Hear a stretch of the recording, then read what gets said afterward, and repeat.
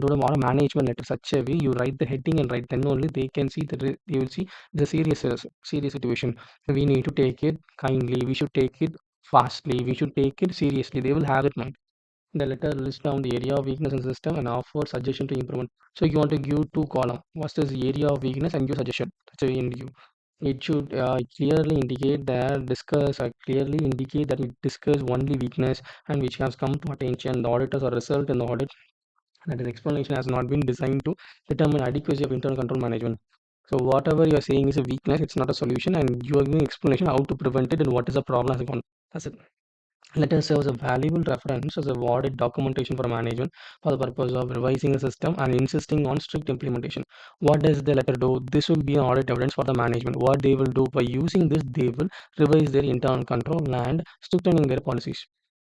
A letter may also serve as a minimize legal liability in the event of major deflection or other losses resulting from weakness in internal control.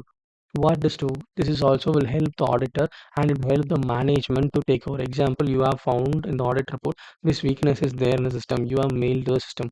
What they have to do? They have to store it. They have to document it. When such great fraud or great mistakes happen, the audit report has clearly indicated that this is the fraud in this date, and the auditor's responsibility should report to the management. Now the management should take place.